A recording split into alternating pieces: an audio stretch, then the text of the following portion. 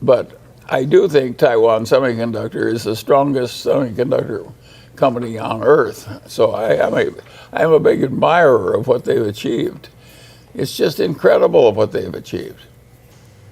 And Keat from Cupertino, California writes in, and this is in the same vein, but a little more focused. How should we think about the political climate around Taiwan and the long-term impact on the semiconductor industry? Specifically, do you see the Chips and Science Act favorably?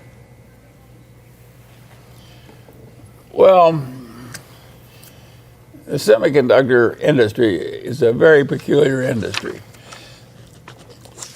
In the semiconductor industry, you have to take all the money you've made, and with each new generation of chips, you throw in all the money you previously made.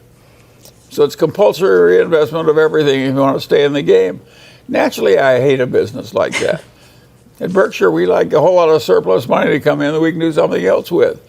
And of course, now, if you're enough ahead of it, like Taiwan Semiconductor is, that may be a good buy at these prices. It's not at all clear to me that they're not going to succeed mightily.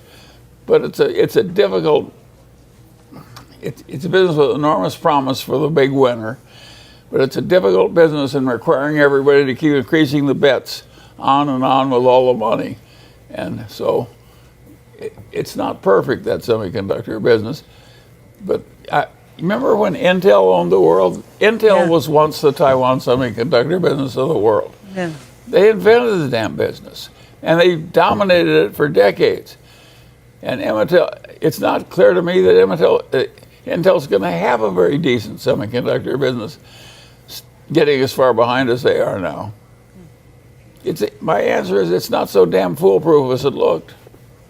Even with the incentives to build plants here in the United States, like Intel is doing in Ohio? Well, of course, that will really help. But they're borrowing the money. There's no indication the government is going to forgive the loans or something. It's not like the recent loans to business where they said, we'll loan you the money, and then it was a way of keep the money. The government is not planning to do that with these new semiconductor loans. And so, look, it's not a field where I feel I have a lot of expertise. What the hell do I know about semiconductors?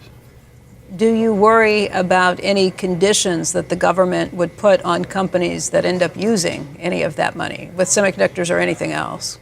Well, of course, all of that, it's deeply intertwined with government policies of both China and the United States. So I would rather have something that's more foolproof myself. But I do think Taiwan Semiconductor is the strongest semiconductor company on earth. So I'm a big admirer of what they've achieved. It's just incredible what they've achieved. Speaking of things you like better, And by the way, it may be a wonderful investment.